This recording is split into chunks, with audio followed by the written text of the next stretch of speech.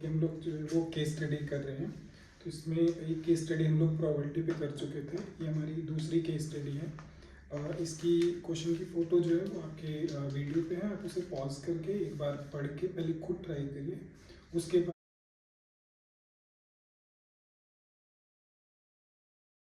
फिर मैं आपको ये क्वेश्चन करा दूँ। ठीक है।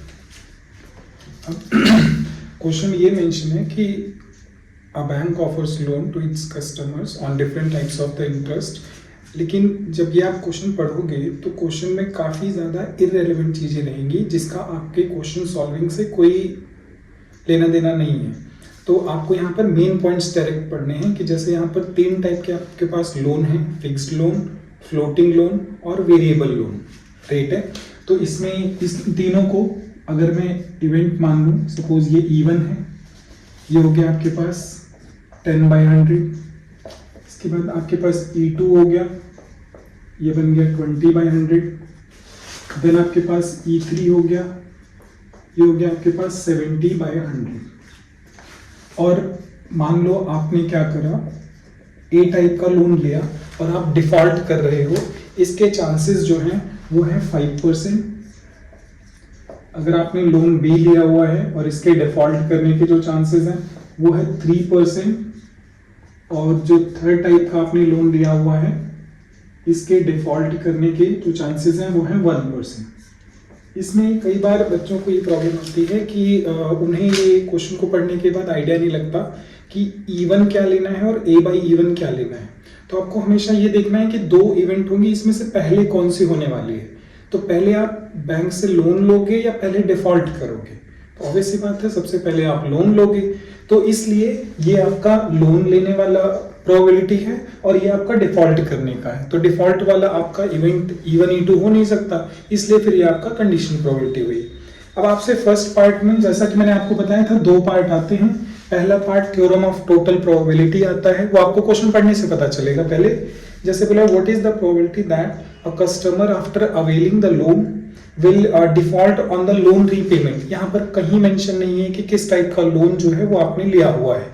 जब ये मेंशन ना हो और आपको यहाँ पर प्रोबेबिलिटी क्या बोली है कि प्रोबेबिलिटी आपको निकालनी है कि जो कस्टमर है, जो आपका कस्टमर है वो डिफॉल्ट कर रहा है। तो अगर वो डिफॉल्ट कर रहा है तो इसका मतलब इसकी जो प्रोबेबिलिटी होगी वो आपकी E1 PA/E1 plus E2 into PA/E2 plus E3 into PA/E3। तो आप यहाँ से जब वैल्यू सब्स्टिट्यूट करोगे तो ये हो गया आपके पास 10/100 into 5/100 plus 20/100 into 3/100 plus 70/100 into 1/100। अब इनमें एलसीएम लोगे आप तो ये आपका एलसीएम आ गया, ये आपके पास 50 प्लस 60 प्लस 70 आ गया। तो ये हो गया आपके पास 180/10,000। एक नंबर कैंसिल आउट, ये आपकी प्रोबेबिलिटी आ गई 9/500। ये फर्स्ट केस हो गया। अब सेकंड केस में आपको मेंशन होगा कि आपने किस टाइप का लोन लिया हुआ है। तो a customer after availing the loan defaults on loan repayment, what is the probability that he availed the loan eight variable rate of interest. अब इन तीनों में से फर्स्ट हमारा था फिक्स्ड रेट, सेकंड था फ्लोटिंग, थर्ड था वेरिएबल। ये हमारा वेरिएबल है, तो क्योंकि मेंशन है तो इसका मतलब आपको निकालना है E3/E। तो ये हो जाएगा आपका PE3 multiply PA/E3 upon PE1 into PA/E1 plus PE2 into PA/E2 plus PE3 into PA/E3।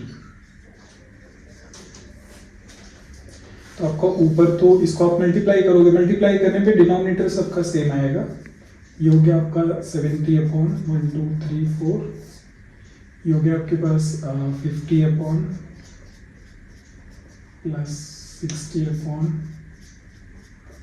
Plus 70/